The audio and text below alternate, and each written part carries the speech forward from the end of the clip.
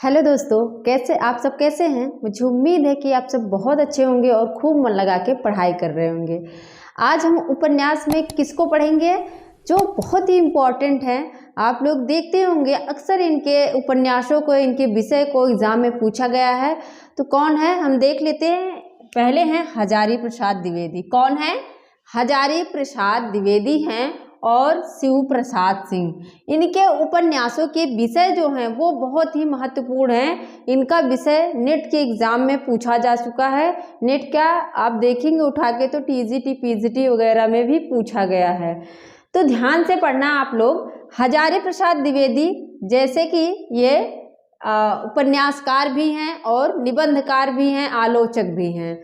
तो आप देखिए इनका जो पहला उपन्यास है क्या है? बाणभट्ट की आत्मकथा। क्या है? बाणभट्ट की आत्मकथा, चारु चंद्रलेख, पुनर्नवा, अनाम दास का पोथा। इसका समय बहुत इंपॉर्टेंट है, देख लीजिए 1946, 1963, 73, 76। बहुत ईजी है इनका समय याद करना इन चारों का। 46, 63, 73, 76, 46, 63, 73, 76। बाणभट्ट की आत्मकथा। अब याद कैसे करें कि चारों उपन्यास इन्हीं के हैं। तो हजारी प्रसाद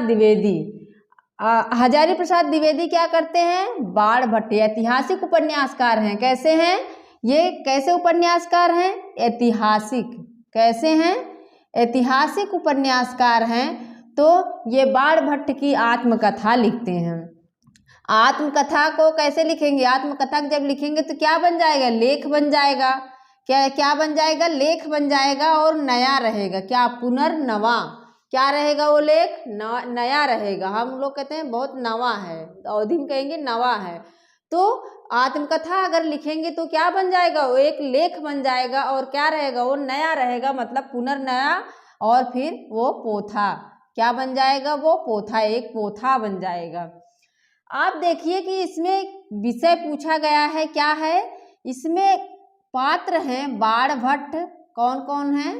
बाणभट्ट हैं और न्यूनिया है। कौन है? न्यूनिया है। न्यूनिया। एक पात्र है महामाया। इसी में कौन है? महामाया भी है।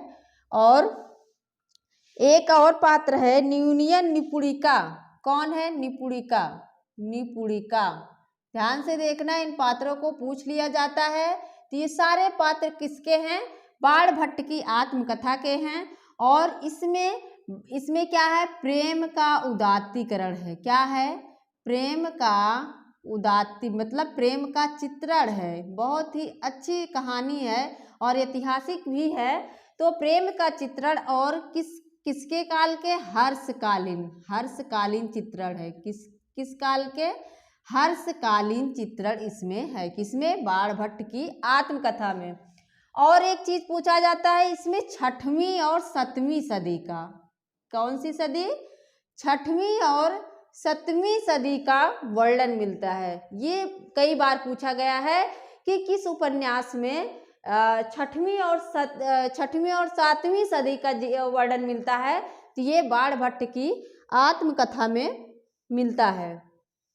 अब इसके बाद हम पढ़ेंगे चारु चंद्रलेख। क्या पढ़ेंगे? चारु चंद्रलेख पढ़ेंगे। चारु चंद्रलेख में क्या है?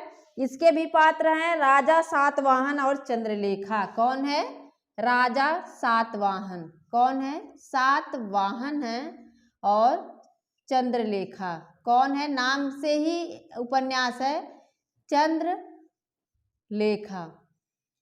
इसका जो विषय है, इसका एक चीज बहुत पूछा जाता है, इसमें किस कालीन का वर्णन है? इसमें 12वीं और 13वीं सदी का। कौन सा है?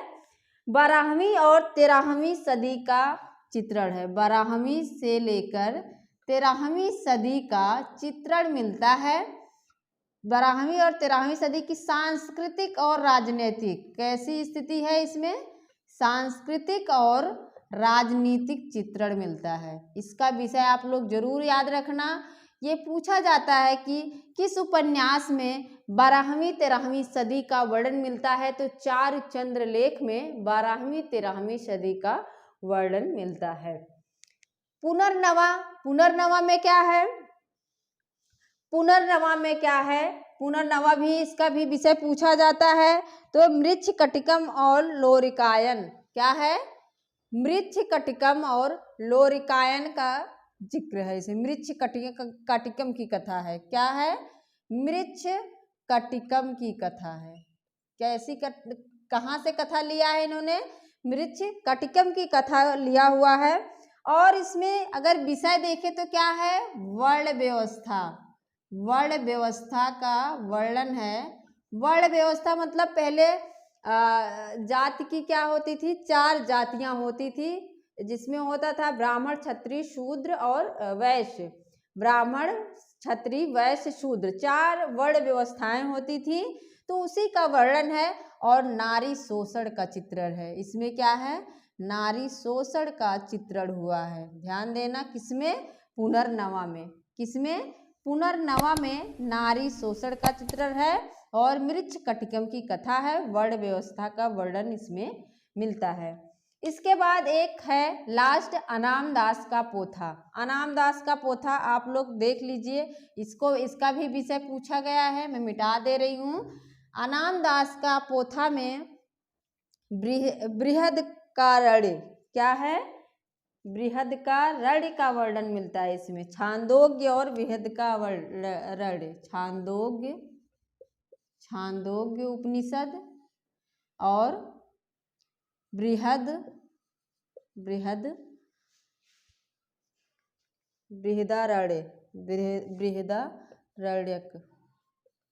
ये क्या है? ये दोनों उपनिषद हैं। इसी का चित्रण मिलता है। उपनिषद पूछता है कि किस उपन्यास में औपनिषदिक युग का वर्णन है? किस उपन्यास में औपनिषदिक युग का वर्णन है? तो वो अनामदास के पोथा में है। औपनिषदिक दे दिए अगर, औपनिषदिक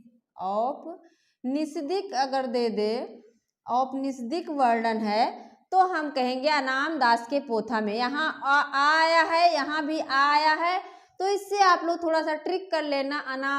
अगर उपनिषद की बात करें, औपनिषदिक की बात करें, तो अनामदास का पोथा हो जाएगा। इसमें बस इतना ही पूछा जाता है। अब हम देखेंगे शिवप्रसाद सिंह। शिवप्रसाद सिंह के उपन्यास भी बहुत पूछे जाते हैं। इनके उपन्यास है अलग अलग वैतरणी, गली आगे मुड़ती है, नीला चाँद, सैलूस, औरत, मंजूषिमा, कोहरे में युद्ध, दिल्ली दूर है, वैश्वानर। शिवप्रसाद क्या है? शिवप्रसाद, जो शिव हैं उनके उनकी जटाओं में कौन है? उनकी जटाओं में गंगा निवास करती हैं। वही क्या है? अलग अलग वैतरणी, वही अलग अलग जगहों पे हैं। वही बनारस में है, वही प्रयाग में है। तो हर जगह क्या है? अलग अलग वैतरणी, अलग अलग गंगा वही है जो शिव की जटाओं में है। गली आगे मुड़ती है, फिर क्या है? हर गली में गंगा जी मुड़ जाती हैं। गली आगे मुड़ती है।